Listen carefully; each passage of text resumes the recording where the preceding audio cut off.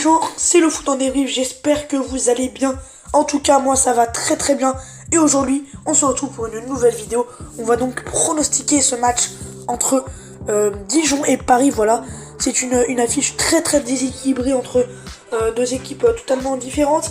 Une équipe dijonnaise avec un budget très réduit et avec un début de saison assez difficile.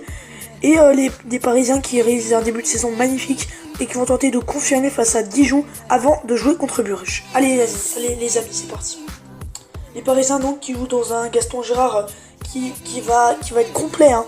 Voilà, ça va être un match de gala, hein, pour les Dijonnais, qui réalisent un début de saison difficile, je l'ai dit dans l'intro, mais quand même les Dijonnais qui peuvent être intéressants. Ils ont fait trois très bons matchs depuis le début de cette saison.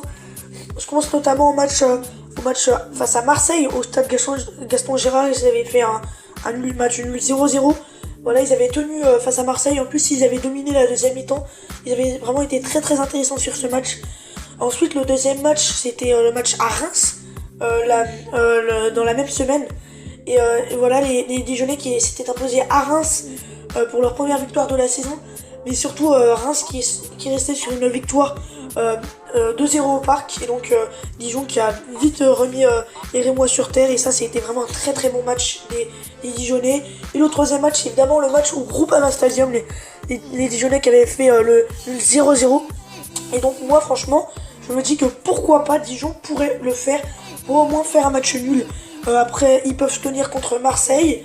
Ils peuvent tenir contre Lyon, donc ils sont capables de tenir contre Paris. En plus, ils sont à domicile avec leur public, donc franchement, si Dijon est solide de A à Z, Dijon pourrait pourquoi pas faire 0-0 ou même s'imposer.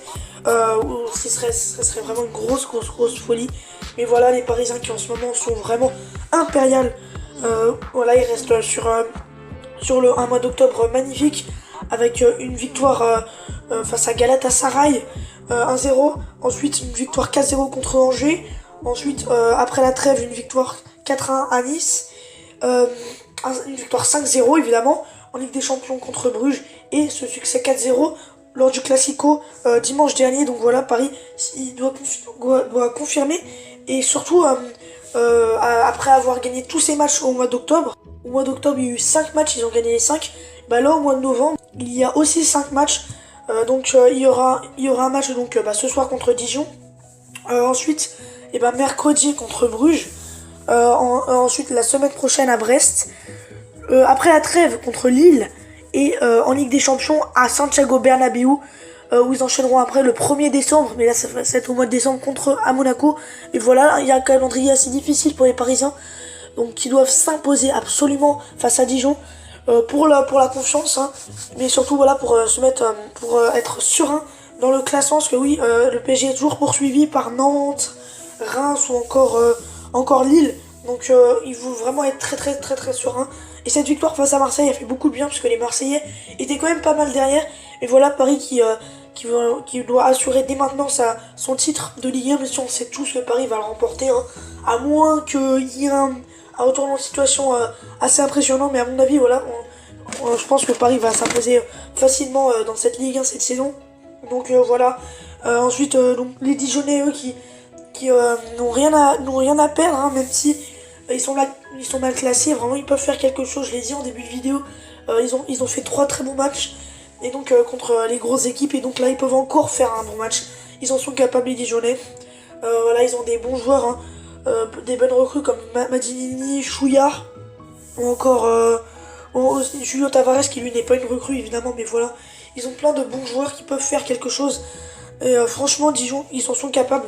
Donc maintenant, j'en viens à mon prono évidemment. Je pense que Paris va s'imposer 2-0 et je pense que le héros de ce match s'appellera Eric Maxime Choupo-Moting. Je pense qu'il sera auteur d'un doublé en toute fin de match, voilà.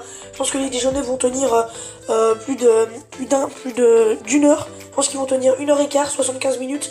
Et je pense qu'ensuite, voilà, Choupo-Moting va rentrer et il va marquer, il va faire très mal. Je pense qu'il va mettre un doublé. Donc voilà, c'est mon prono. Assez quand même ambitieux mon prono, hein. Mais bon, voilà. J'avais été pas très très bon contre Metz avec mon prono qui a été mauvais.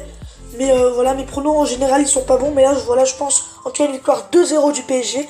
Après, après en option de buteur, dans quelle situation de match, voilà, je rajoute Choupo-Moting, mais déjà, si je parie le bon score, c'est déjà pas mal.